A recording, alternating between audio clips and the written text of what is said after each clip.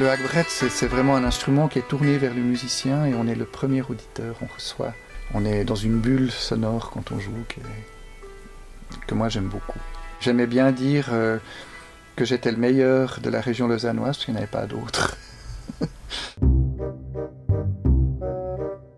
Bienvenue dans Clé de Sol, un podcast de terre et nature qui part à la rencontre de celles et ceux qui font résonner, chaque jour, la musique traditionnelle suisse. Bonjour, moi je m'appelle Nikita Pfister, j'habite à Lausanne et je joue du hackbrett. Le hackbrett, c'est un instrument traditionnellement joué dans toute la Suisse au XVIIIe siècle et c'est resté plus en Appenzell et en Haut-Valais. Mais actuellement, il est de plus en plus enseigné dans des conservatoires. On peut faire un bachelor au conservatoire de Lucerne avec le hackbrett comme premier instrument. Moi, j'ai 3 élèves sur Lausanne, donc on est 4 personnes à en jouer dans la région. Pour le décrire, c'est un instrument à cordes. C'est en fait une boîte en forme de trapèze sur laquelle sont tendues des cordes et on frappe ces cordes avec des petites baguettes. C'est un peu un piano sans touche. Ça veut dire planche à hacher, parce que pour les Suisses allemands, le mouvement des baguettes, c'est comme si on hachait quelque chose.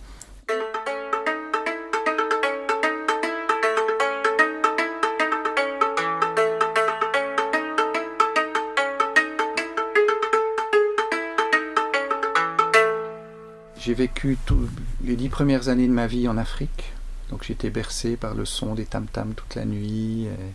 Vers l'âge de 13 ans, j'avais envie de faire de la musique, alors j'ai essayé de faire du piano, mais j'ai vite vu que j'étais assez allergique au solfège et que j'avais vraiment une approche très auditive de la musique. C'est-à-dire, si je devais lire une partition, j'arrivais pas.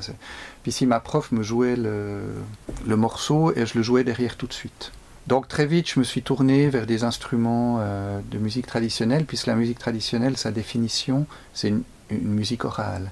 Au départ, donc, ce qui m'intéressait, c'était vraiment les musiques traditionnelles un peu tous azimuts, surtout les musiques irlandaises, écossaises, mais petit à petit, je me suis ouvert à toutes ces musiques. J'ai écouté des choses vraiment... Voilà, l'accordéon du Muotatal, le hackbrett de certains endroits. Puis au fil des années, j'ai commencé à acquérir des connaissances là-dessus et à aller écouter des choses. Je crois qu'en fait, ce qui m'a été vraiment précieux là-dedans, c'est une indécrottable curiosité.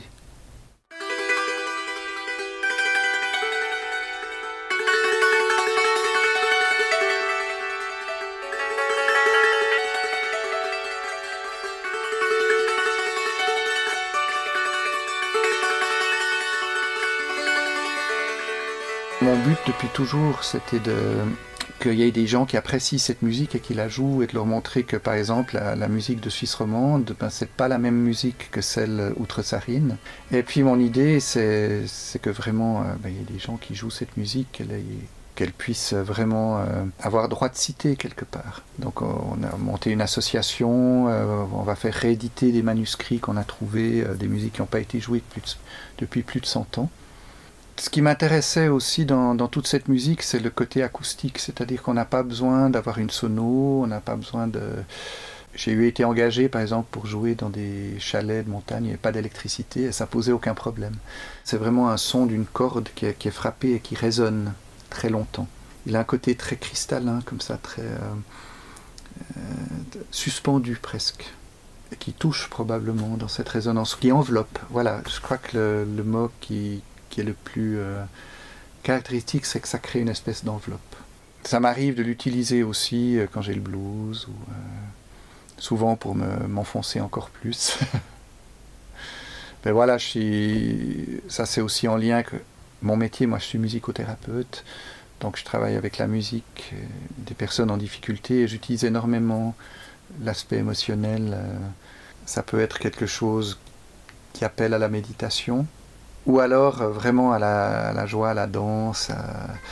On peut y mettre toutes les émotions possibles. Il suffit que je joue avec une certaine énergie pour que les gens se mettent à danser.